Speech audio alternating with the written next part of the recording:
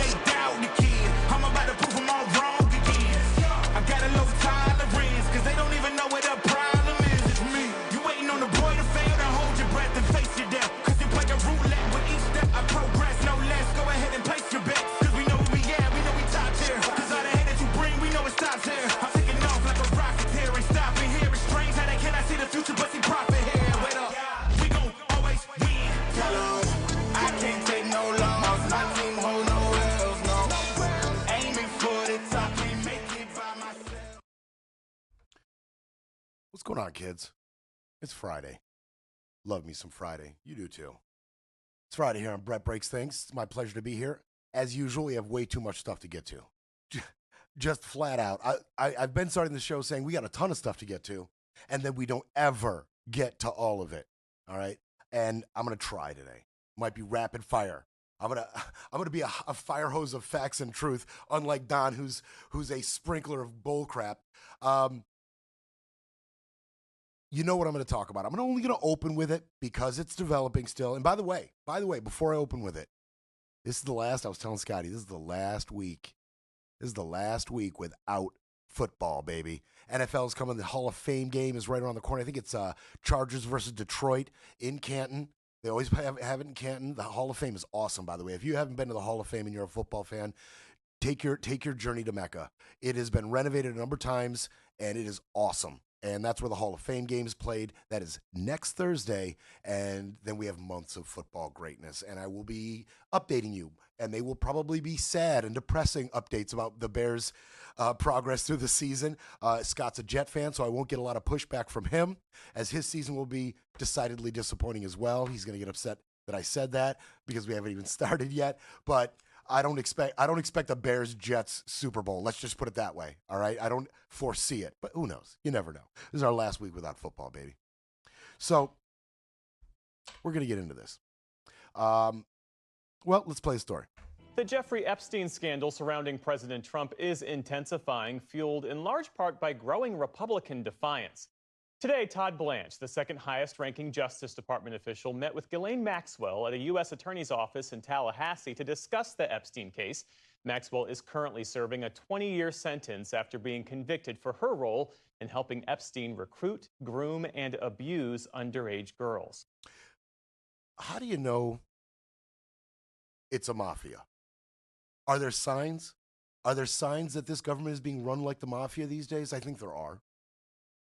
And I think we're seeing one now, as the literal Don has sent Tom Higgins to go talk to Frankie Pantangeli. Right?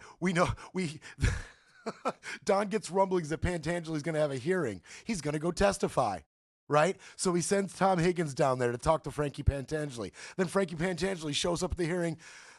Yeah, Michael Corleone did this, and Michael Corleone did that. Yeah, sure.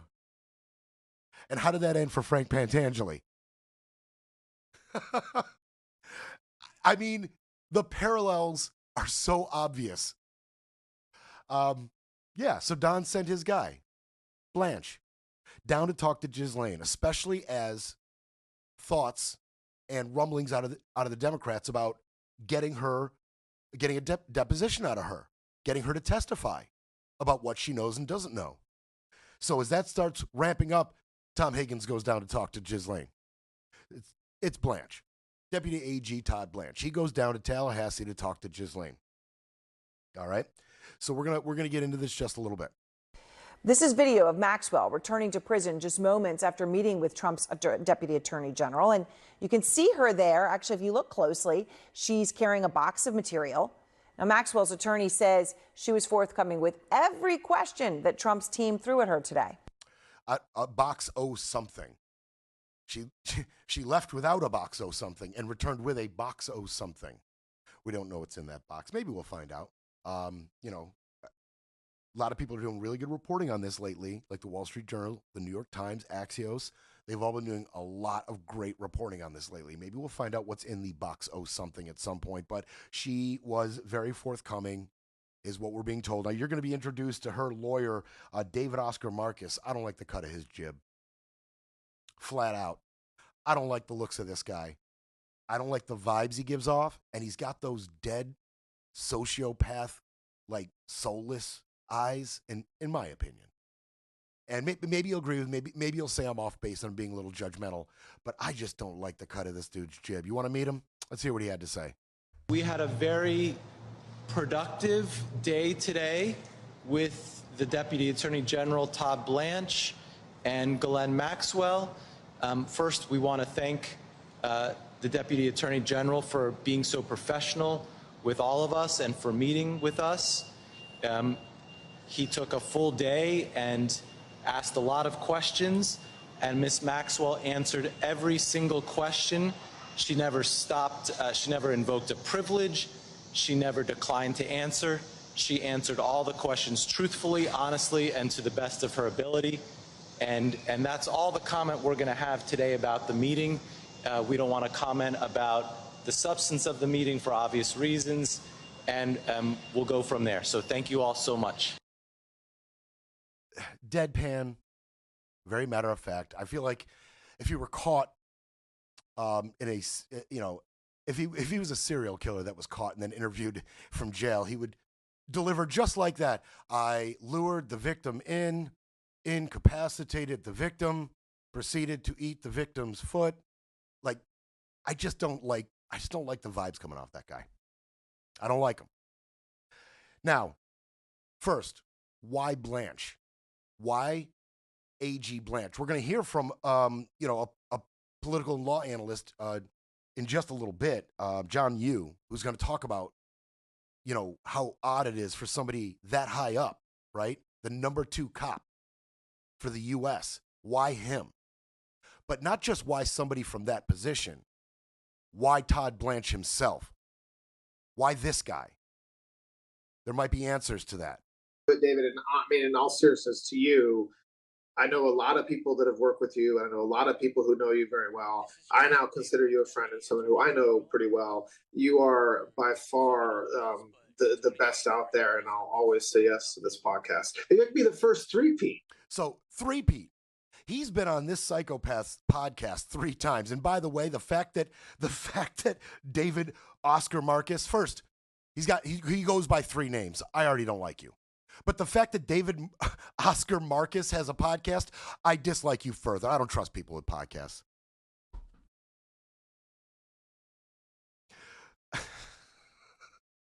But maybe that's why Todd Blanche. How about that? How about that? The guy who's going to go talk to Ghislaine in front of her possibly being brought in front of Congress to testify, the guy that's chosen to go talk to her first has been on her lawyer's podcast 3 times. You've already wandered in the land of shady. Like, really? There's a connection there? I don't like that. I don't like that one bit. Nope, don't like it. Neither does John Yoo. John Yoo speaks to the unusual nature of somebody as high up as the deputy AG going to conduct what would be in normal circumstances a routine interview that would normally be done by attorneys or FBI agents. Why is this done by the deputy AG this time? Highly unusual for someone in Todd Blanche's position to go down there and speak to a convict for sexual trafficking. It's extraordinary. In fact, I can't think of another time in the history of the country where something like this has happened. Right? Todd Blanche is the right-hand man to the Attorney General, the top federal law enforcement officer in the entire United States. I worked for a Deputy Attorney General. I clerked for another judge who had been Deputy Attorney General. They never said ever that when they were in those jobs, they would go down and meet with any suspect, any witness, or anybody who's actually been convicted and serving time. These people are way up at the top of our justice system, and they're reaching all the way down to intervene on a matter which would usually just be handled by Assistant U.S. Attorney and FBI agents. I think that's a sign of how seriously now the Trump administration is taking this, how much I think they're worried that people are losing faith in the integrity of the Justice Department leadership, that they would take someone of such high standing and have them personally participate in interviewing someone like this. Yeah, I mean, it's just super shady. Super shady. Okay? So, yes, Todd Blanche, you're funny, Scott. I forget to mute my phone sometimes. I'm not very professional. What can I tell you? So yeah, Todd Blanche went down and met with Ghislaine, however you want to pronounce it, Miss Maxwell, and he posted on social media hours later. Said he would meet again with Miss Maxwell on Friday. The Department of Justice will share additional information about what we learned at the appropriate time, which I'm thinking might be her eulogy. I mean, that might be the next appropriate time to talk about Miss Maxwell. I don't mean to be so flip and glib about it, but I mean, you know, how did it turn out for Frankie Pantangeli? You know what I mean?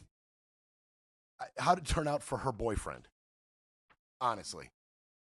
And yes, they will meet again today. Let's see, the Department of Justice. I will continue to interview her tomorrow. Looking forward to another productive day. Her lawyer had said Ghislaine honestly answered every question that Mr. Blanche asked, and she will continue to do so, and that's today. Maybe she'll come home with another box of something. Just some shady box she returned to prison with. Yeah, some she can trade for cigarettes and trade. I don't know. I don't know. You want to hear a bizarre take? You want to see the narrative from the right shifting in real time? And this is only a take you'll see on the fringes of the media, right? For now. You won't hear this hot take on Fox, okay? You got to go to the fringes of the far right. This is disturbing. This is disturbing. And she's also been subpoenaed by the Oversight Committee. I think this is great. I do have a feeling that she just might be a victim. What? She just might be. There was a rush to judgment. There was a lot of chaos there for a while. All right. Granted, she hung out with Jeffrey Epstein. Granted. And I know that's apparently not good, but she's in jail. Hold on. Before we even get to the victim part, which is bat crap crazy, apparently she hung out with Jeffrey Epstein, and supposedly that's a bad thing? What the hell is going on at Newsmax? Like, is Beelzebub himself like a major financial backer of Newsmax? Like, what is going on? She's a victim. Ghislaine's a victim. This is like the minor leagues. This is where they kind of like start testing the waters to see how it's perceived. And in this case, they're going to angle it on, well, the courts were crooked.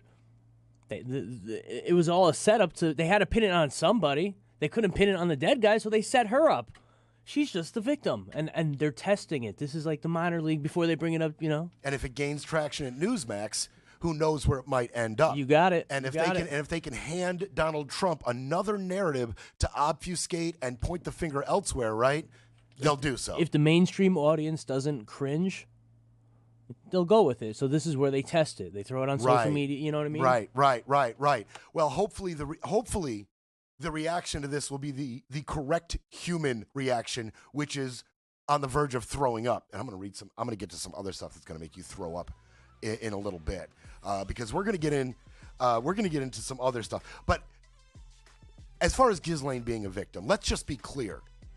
Not just according to Julie K. Brown's reporting out of the Miami Herald, but other reporting as well, eyewitness accounts, victim accounts. Ghislaine, she prepped the girls for the abuse, right? She prepped them just before. She was present dozens, possibly hundreds of times present while the abuse was taking place.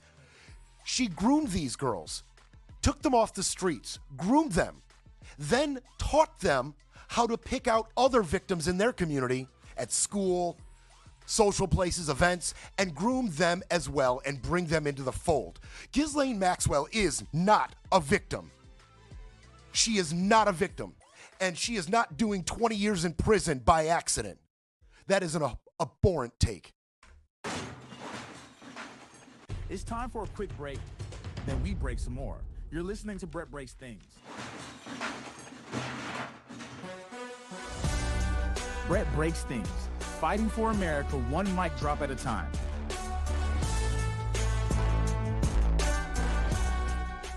Would you consider a pardon or a commutation for Ghislaine Maxwell if she's cooperating? It's something I haven't thought about. It's really something. Recommended it's something I'm allowed to do it, but it's something I have not thought about. But you wouldn't rule it out, sir? Why has the dollar? Okay, so we're going to get into some Trump reaction. Not only do I think it's something he's thought about, I feel like he's thought about it possibly a lot. Now, don't forget, he was best friends for a decade with Epstein and Ghislaine. Best friends. If Trump were to consider pardoning her during his, first term or now, without the story already being brought to the forefront, it would be really something that I think everybody would question, and we would all default to, what are you trying to hide? Why are you doing your friend this particular service? Her crimes are horrible. So if he just out of the blue tried to sneak through a pardoning of Ghislaine based on their friendship and what she knows and how that might serve him, he would be bringing it up. But now that it's in the limelight without her pardoning to this point, right? Now that it's been brought to the social consciousness once again, now the pardoning could be viewed differently, especially if he tries to adjust the narrative or spin. Like Scott's saying, if you can add other factors, if you can attach other context to a pardoning of Ghislaine, that will soften the blow, right? It won't make him look so damn culpable. What kind of context and spin am I talking about? Like what Scott said. If you can somehow paint a picture where she didn't get a fair trial, where the trial itself was weaponized against her, right? If you can paint that picture, that softens the blow. Or if you can paint a scenario where, man, Ghislaine, she just provided all of these great details to help us bring you transparency to this situation. Ghislaine is helping us give you the justice that you're looking for. If they can paint that narrative and still protect Trump, that would also soften the blow of a pardoning for Ghislaine. Now, that being said, I don't think anybody really wants to see her pardoned. And I don't think anybody would be comfortable with it. So it'd be all about the justification from the administration. How well could they feed you the justification to make it taste just right enough to swallow it? His reaction continues. He had a lot to say. And of course, in true Trumpian fashion, he starts to spray all over the place. But let's hear what else he has to say. Did not write a letter for Jeffrey Epstein's birthday? I don't even know what they're talking about. Now, somebody could have written a letter and used my name, but that's happened a lot. All you have to do is take a look at the dossier, the fake dossier. What? Everything's fake with that administration. Everything's fake with the Democrats. Take a look at what they just found about the dossier. Everything is fake. They're a bunch of sick people. Where did you see the people laying outside? Right across the street from Lafayette Park, sir. Towards 15th. We'll take care of it. Yeah, he's talking about taking care of the homeless situation in D.C. That's a big promise from Trump. He's going to take care of that. So a reporter asked him, what about the letter? So he lied about it real quick and then moved on to the dossier. I'm guessing he's referring to the Steele dossier and how the Trump administration may have included aspects of it in the new ICA how the Obama administration, in the process of their new intelligence community analysis on Russian interference, had included aspects of the Steele dossier. That's what he's referring to, and he defaults right down to it. He's taking his own advice. If they ask you anything about Epstein, you default into Obama's a traitor, okay? So he's taking his own advice. He was asked something about Epstein, and he defaulted straight to Obama's a traitor. All right, that aside, he was asked, what about this letter? And again, the Wall Street Journal is fighting the lawsuit. They have been sued for $10 billion by Trump over this letter, and they are fighting it. But more details. There's been a new report out of the Wall Street Journal on this letter. Okay, now Trump says, and by the way, that little lie, in case you didn't catch it, was Oh, anybody could have written a letter and signed my name. That's what he's going with now. Anybody could have written that and signed Donald Trump. Anybody could have. Maybe it was AutoPen. Maybe it was AutoPen.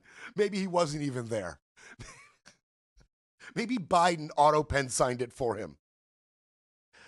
This report out of the Wall Street Journal, this is Khadija Safdar and Joe Palazzolo out of the Wall Street Journal. I'm going to give you some details about this letter that you might not have heard yet. I'm surprised this hasn't bubbled up to the top of the media news cycle just yet, but some pretty revealing stuff has come out about these letters due to the Wall Street Journal's reporting. Epstein's former girlfriend, Ghislaine Maxwell, was keen for Bill Clinton and other bold-faced names to submit letters for the special gift, according to people involved in putting it together. Uh-oh, Bill. Oops. I mean, there's some big names named here in connection with this Epstein birthday letter. Some big names. She was successful and was able to assemble this binder, this album, right? This gift from his friends before his first arrest in 2006. Okay? Bill Clinton himself, and I'm going to give you some of the excerpts. What Bill Clinton wrote, and this is pretty innocuous. This isn't damning or anything. The only damning aspect about it is that he's in it. Eesh. I mean, these were his closest confidants. We know there's hundreds of names on the flight log. We know there's hundreds of names involved with this scandal, but these were 50 of his closest friends. Bill Clinton had inscribed something in this book, Bill Clinton. It's reassuring, isn't it, to have lasted as long across all the years of learning and knowing, adventures, and also to have your childlike curiosity, the drive to make a difference, and the solace of friends. Bill Clinton. It's very poetic, very eloquent, very Bill Clinton. But he's in there. He's in there. See, Brett, when I read that and I read the childlike, I cringed a little bit. You know I'm what? not going to lie, just to be... I'm glad you brought that up. Yeah, I'll say it. I kind of glanced over it. When I read this, when you gave this to me, and I read it over, I was like, oh, childlike curiosity. Oh, man. Yeah, man. Like, I'm just saying, like... Well, you said it, not me. This is I Scott's day. would never say that to any of my adult friends. I don't think. I mean, maybe I just haven't met any adult with childlike curiosity. Okay, let's try this out. Scott, happy birthday. Aren't you glad to have maintained your childlike curiosity? You know, what? I don't know. A spokesperson for Clinton declined to comment on the birthday message, which was reviewed by the Journal. In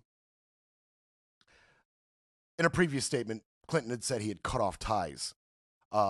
This was a 2019 statement. Clinton had said, I had cut off ties with Jeffrey a decade earlier. And, he didn't know about any of the alleged crimes. But we have seen an alleged portrait of Bill in an elegant dress found at the property. But that's neither here nor there. Let's see here. The former president was among around 6 people, including Donald Trump, Wall Street billionaire Leon Black, fashion designer Vera Wang, and media owner Mort Zuckerman.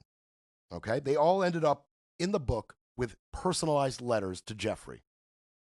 Okay? The Wall Street Journal is writing yet another defamatory story about the President of the United States about an alleged letter they don't even have because the President never wrote it, says Carolyn Levitt. Of course she does. Of course she does. You want some of the other details? Do you want some of the other messages? You don't, but you do? Okay, fine. A letter from Nathan Myhrvold, a billionaire and former Microsoft executive, said he was sending photos from a recent trip to Africa. So he included photos from a recent trip to Africa along with this message. They seemed more appropriate than anything I could have put in words, said the letter, which ended with the typed Nathan, okay? And the pictures that followed Nathan's little message there, this is the part that's going to make you puke, was photos of monkeys screaming, lions and zebras mating, and one zebra with a close-up of his exposed penis.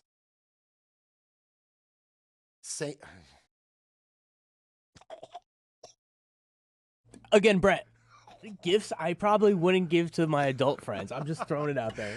You don't want any zebra penis pictures for your birthday, Scott?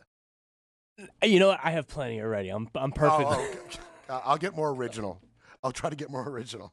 Sorry. Now here is what's going to become a theme amongst these letters, which is they don't condone Jeffrey's behavior, and they regret being involved with Epstein in any way. That's going to be a reoccurring theme as I say this. A spokesperson for Mirvold said he doesn't recall the submission and that he is a wildlife photographer who regularly shares photos of and writes about animal behavior. Perfectly normal wildlife photos of zebra penis. Perfectly normal. That explains it. I'm sorry. I'm sorry to even have brought it up. Not odd at all. Okay. This is from this is from Leon Black. Okay, this is from Leon Black. A 2-line poem. Blonde, red, or brunette, spread out geographically. With this net of fish, Jeff's now the old man and the sea. Signed, Love and Kisses, Leon. So Leon, all right, fine. I mean, fine. I'm not, you know. Again, Brett, I've known you for over 20 years. If I ever signed a letter to you, love and kisses, no, man, I don't know. If you sign a letter, love and kisses to me, Scott, I am not going to talk to you about it. I'm going to talk to your wife about it. What is happening in the recesses of your relationship that Scott feels it's necessary to put love and kisses? What's going on with Scott?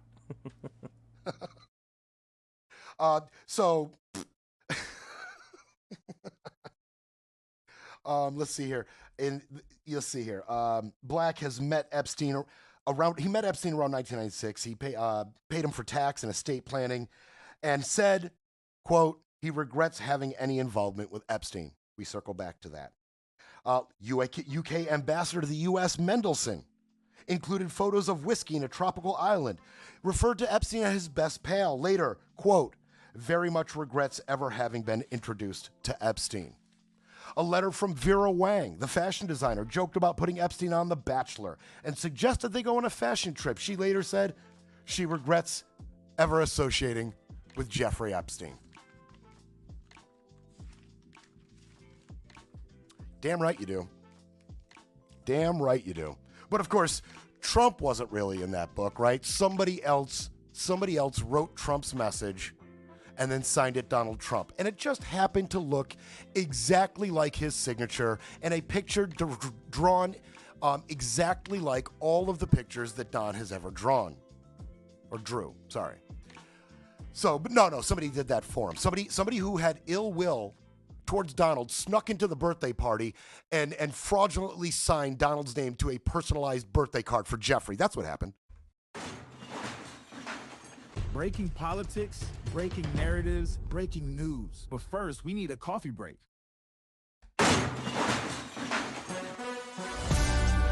You're back with Brett Breaks Things, because silence isn't an option.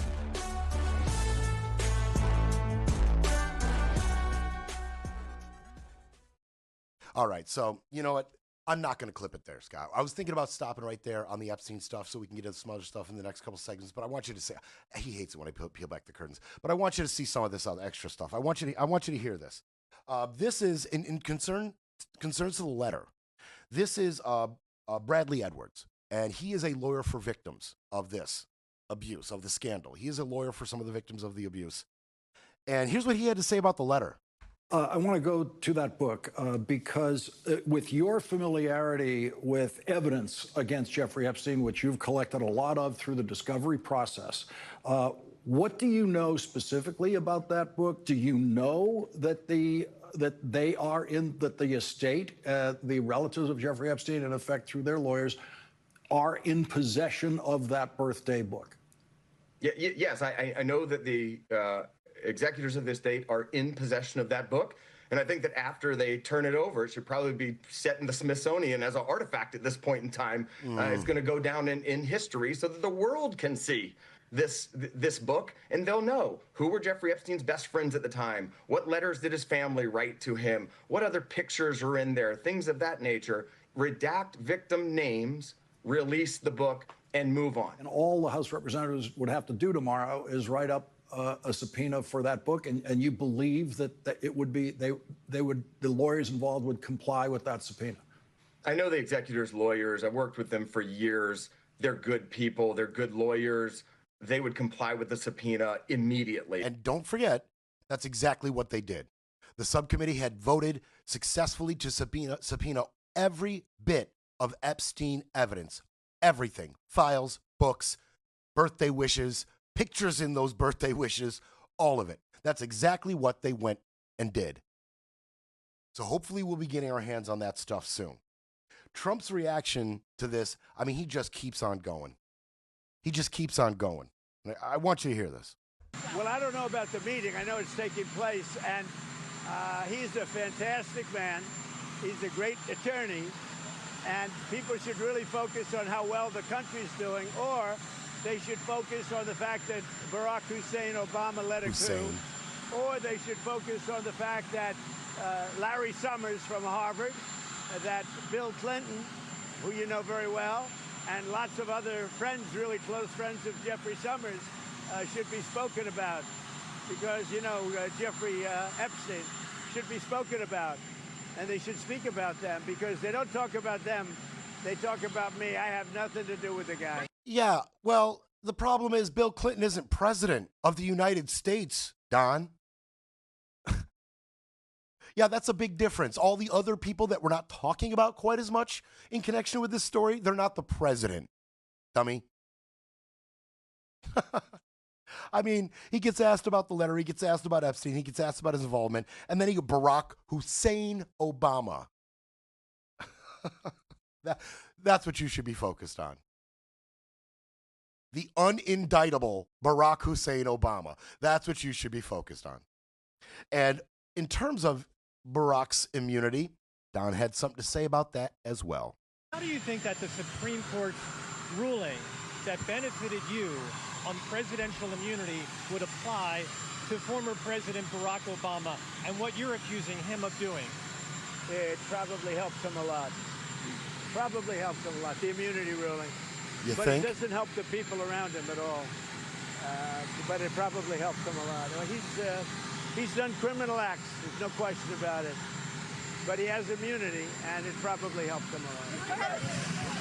Trade agreement you're looking to sign too. He owes me big. Obama owes me big. Bigly. What are the details in the UK trade agreement you're hoping to find? Okay, blah, blah, blah. I forgot to cut that. Yeah, Obama owes me bigly. He owes me bigly.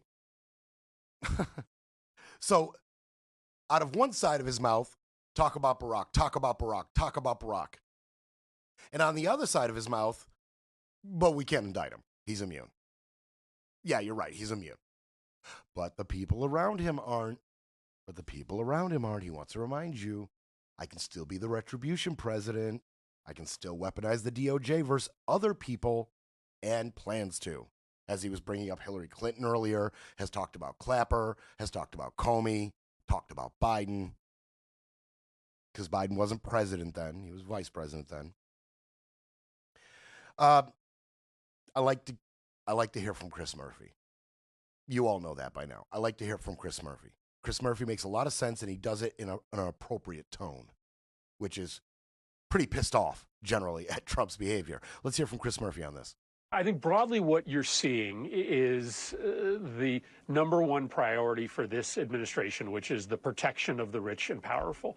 The use of the White House to let Donald Trump and his friends get away with illegality, corruption, and immorality. This is what the entirety of the first 7 months of the Trump administration has been about. And this is probably the most naked use of his power to try to conceal his corruption. he's been really transparent about the fact that the Department of Justice is not an independent legal arm. It is just his personal political counsel. It is now staffed by people who are loyal only to Donald Trump, not loyal to the law, not loyal to the Constitution, not loyal to the American people.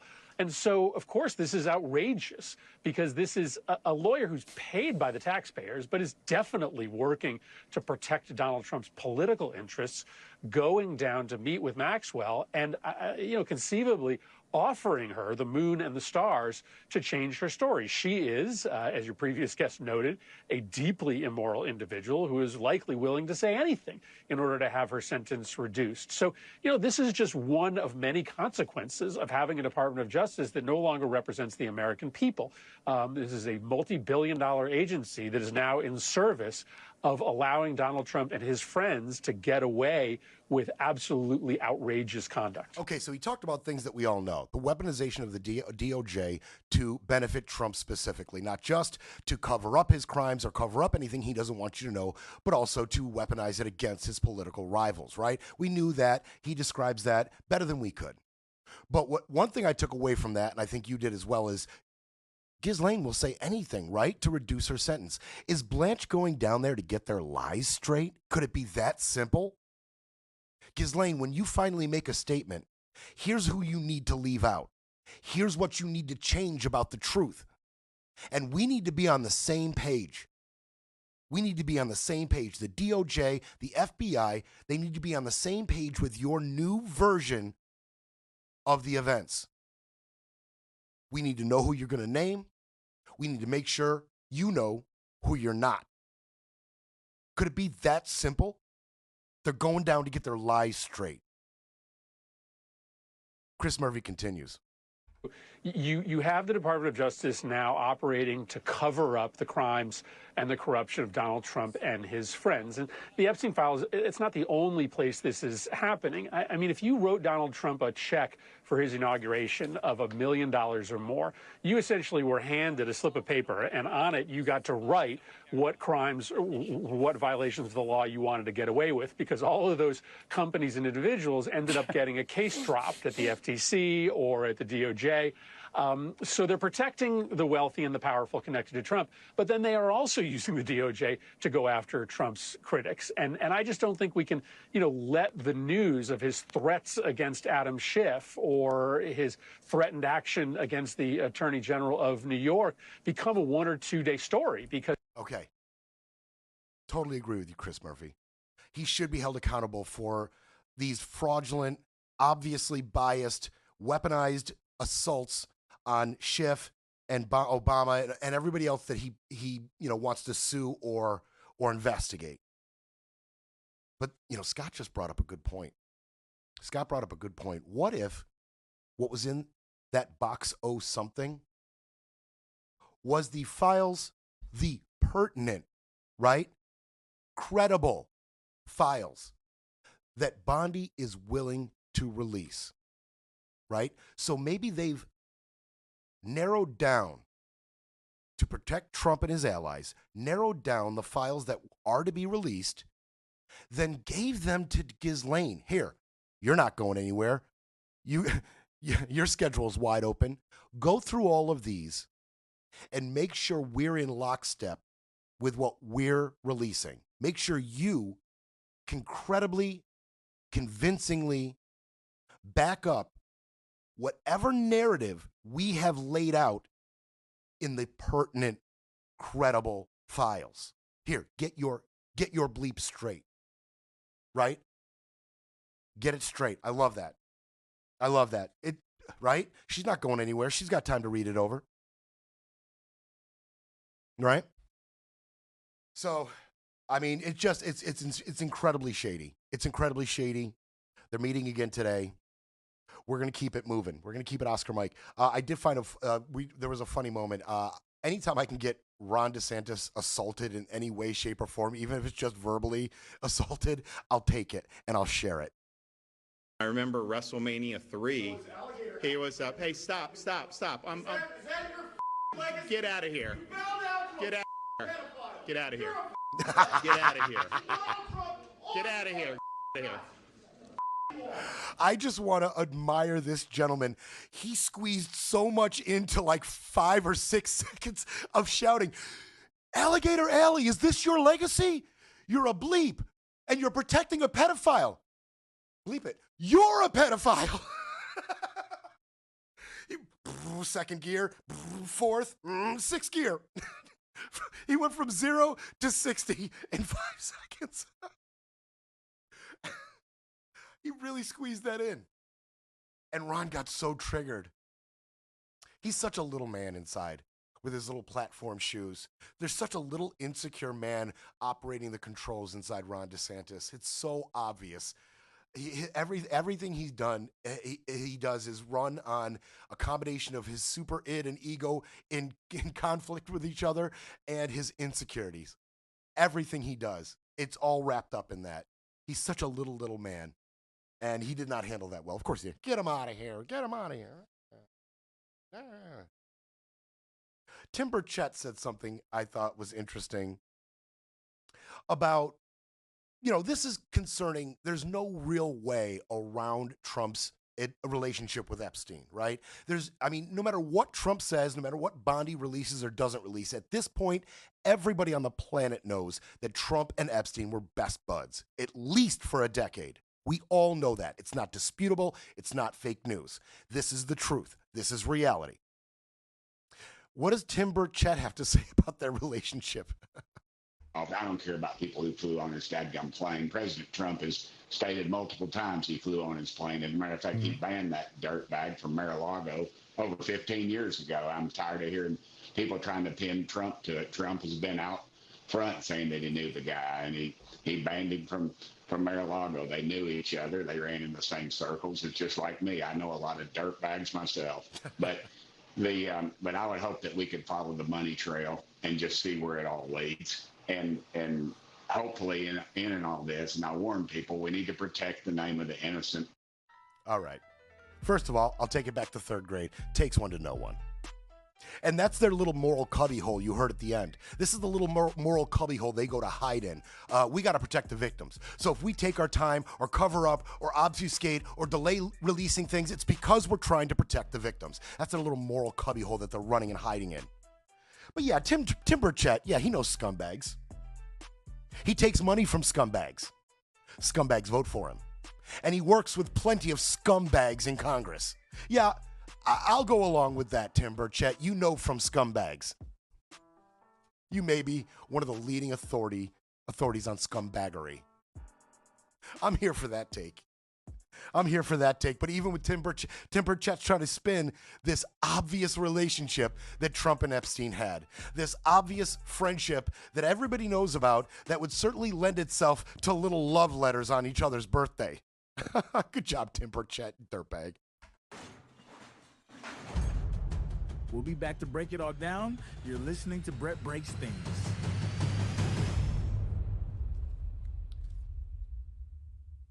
Hey, Meg. You're back with Brett Breaks Things, where the truth hits harder than the headlines.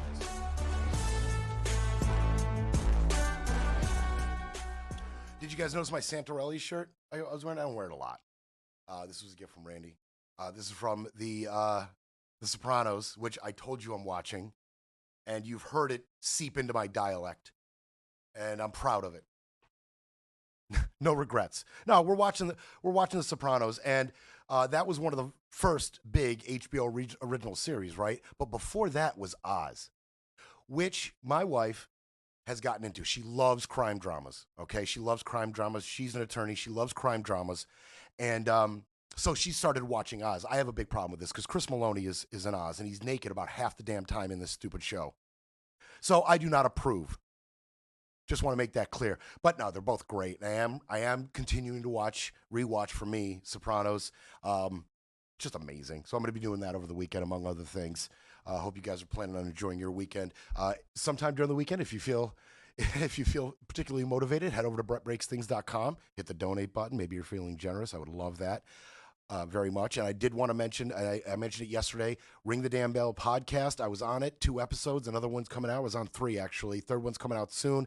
Check it out on Spotify, iTunes, Ring the Damn Bell podcast. That's Jamie and Jerry, a couple buddies of mine, and I am on it. So if you like wrestling, again, check that out. One thing you guys may have checked out earlier this week is, I think it was just yesterday, right? Jerome Powell and Donald Trump showed up at the renovation of the Fed. Okay, they're renovating the Fed. I'm sorry. They're renovating the Fed. Okay, and we're going to get into just a little bit the details of this, but this was fun. I saw this, and it's so funny because when you see the difference between those who are loyal foot soldiers, sycophants, and those who are not, when in terms of, you know, government officials, it's so obvious sometimes. It's so obvious. And sometimes I think Trump loses track of who's on what side sometimes and starts to say certain things and act in a certain way in front of the wrong people and then gets called out. Let's take a look at one of these eventualities. Well, thank you very much. We're looking at the construction, and we're with the chairman, as you know. Chairman, come on over. And we're just taking a look at what's happening. You know, it's a tough construction job. They're building basements where they didn't exist or expanding them, and a lot of very expensive work. There's no question about it. And Tim has been with me for a long time, and Yes, you're sir. in charge of the committee. Indeed, one of the reasons why I wanted to see it was the overruns of the expenses, wanted to figure out why. So we're taking a look, and it looks like it's about 3.1 billion. It went up a little bit. No. Or a lot. Nah. So the 2.7 is now 3.1. I'm not aware of that. No, Yeah, not it aware. just came out.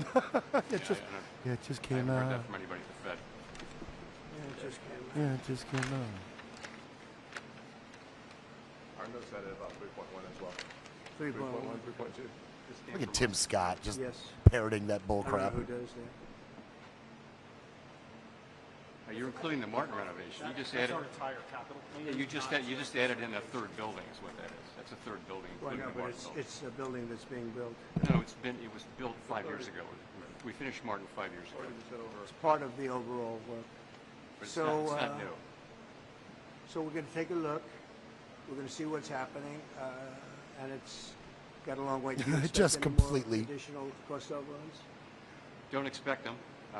We're ready for them, but we have a little bit of a reserve that we may use. But no, we don't. Expect to be finished in 2027. We're well along, as you can see. Sorry, Trump, you got in a discussion with somebody who actually knows what they're talking about. Oops. And isn't a loyal foot soldier like Tim on the other side of you. Tim Scott. That's another show for another day, this guy, honestly. But, so what they were arguing about, and by the way, Powell was 100% right. Now, the cost of this renovation has swelled to $2.5 billion. Okay, it has. And we'll talk about that real quick. But what they were arguing there is Trump had thought he had some kind of gotcha moment coming with this right here. This just came out. No, it didn't just come out. The price is $2.5 billion. Trump swelled it to 3.1 because he decided to add the cost of a renovation to the Fed in 2021. 4 years ago, that was completed and in no way is factored into the new cost. But Trump just tacked it on.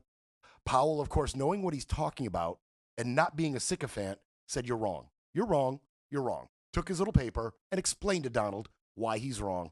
All on camera for us to get to see. Thank you, Jerome. Now, this is all happening while Trump has been pressuring Jerome to resign. He's been wanting Jerome to resign for a while. Okay. Wall Street Journal. No, I'm sorry. This one's CNN. A CNN report about that. Federal Reserve Chair Jerome Powell has told multiple associates and allies that there's no chance he will bow to President Trump's calls for him to resign, vowing to withstand several more months of the president's unprecedented, multi-pronged assault over Powell's refusal to lower interest rates. What did that assault look like? Here's some quotes out of Donald about Jerome. He's a numbskull. One of the dumbest and most destructive. Not a smart person. Jerome, you are, as usual, too late. You have cost the USA a fortune. You're doing a bad job. But he's going to be out pretty soon anyway. In 8 months, he'll be out. And then he went on to blame Powell for any, extra costs. These remarks come from him over interest rates, inflation control, Fed independence. That's a big one. Fed independence. Trump wants to take control of the Fed, period. End of story. You know that. He wants to take control of every single aspect of the government. His 100+ executive orders can point to that. But yeah, he's been pressuring Jerome Powell and had all those wonderful things to say about him. And they have been arguing about these renovation costs. You know that. It is $2.5 billion, this renovation. It has been swelled. If you want to talk about this, here's just a couple of points about that. It was originally supposed to be $1.9 billion. Higher than expected groundwater lurked beneath the site, situated around former wetlands, and needed to be drained. There was also asbestos and toxic contamination in the soil. All of that, combined with the rising cost of materials following the pandemic shortages and inflation, pushed up the cost of the renovation. Originally 1.9 in 2023, it's risen to 2.5 now. So Trump does have a beef with the rising. I mean, that's a lot of money, right? And it should be looked at, but at least get the numbers right, especially when you're standing next to the one guy who knows exactly what he's talking about. He just kind of picked a bad spot for his regular bull crap, just off the top of the cuff. I'm going to add some numbers. I'm just going to say some numbers and say some things, and my perception is reality. And Jerome, he was not enchanted by your perception. He dealt you just a little bit of actual reality. All right, so we're going to get to one more story. Alina Habba. Does that sound familiar? I've been wanting to get to this for a little bit, but it has progressed. This is another one of those things that if we had gotten to it when we originally wanted to, we wouldn't have had these extra details and the extra context. And it kind of progressed. Alina Habba is a former Trump attorney, right? One of Donald Trump's former personal lawyers. She is general counsel for his political action committee, the PAC Committee Save America, and she's a managing partner of Habba Madeo Associates LLP in New Jersey. Okay, and she is a bit of a controversial person, and she has been currently serving as interim U.S. attorney in New Jersey. Okay, top prosecutor in New Jersey. She's been interim there for approximately 120 days.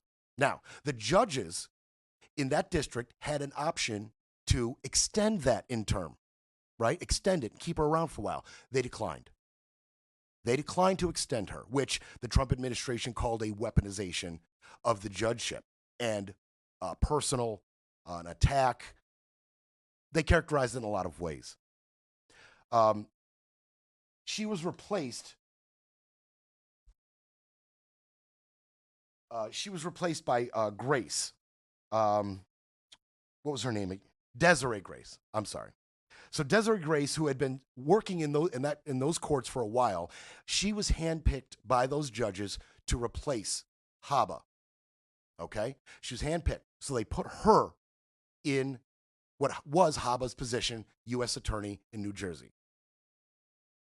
The Trump administration, the DOJ, immediately fired her. Now, the administration had plans, and they had nominated her for the permanent position. Okay, she was going to be nominated. She was nominated. She was going to.